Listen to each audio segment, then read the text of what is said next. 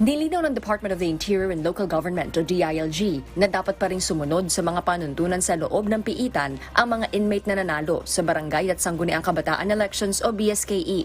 Ayon sa Commission on Elections o COMELEC, mula sa 8 persons deprived of liberty o PDL na tumakbo sa eleksyon, 3 ang nanalong kagawad mula sa Dasmariñas City sa Cavite, Tanay Rizal at Cagayan de Oro City. There will be no special treatments. Kung nakakulong ka nga sa dito, hindi mo pwedeng porque nanalo kang kapitan in 24 hours nasa telepono ka.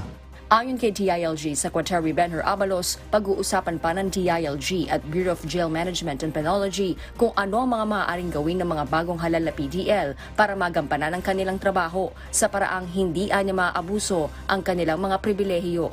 Ano po yung mga virtual yan eh? Pinapayagan nila yan. Yung mga virtual dalaw na kung sinasabi.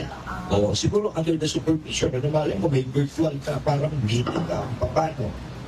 It could be reviewed. Suwestyon ng DILG sa COMELEC para sa susunod na eleksyon, ilagay mismo kung nakakulong ang kandidato para anya well-informed ang mga botante. Sagot naman ng COMELEC.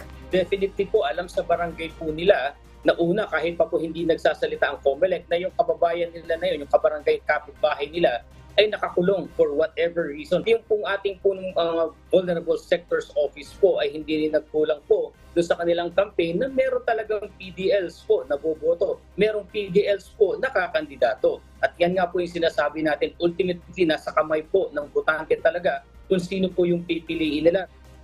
Sa ngayon, pag-uusapan pa ng COMELEC at DILG ang magiging panuntunan kung paano makakapaglingkod mula sa kulungan ang mga inmate na nanalong barangay officials. Paliwanag ni COMELEC spokesperson Rex Laudianco, kapag na-convict ang nanalong PDL, masusunod ang rules of succession para sa pagpapalit sa pwesto.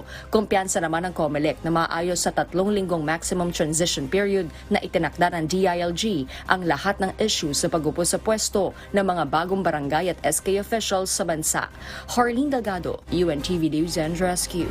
Diyos ang aming sandigan, serbisyo publiko ang aming pinahahalagahan.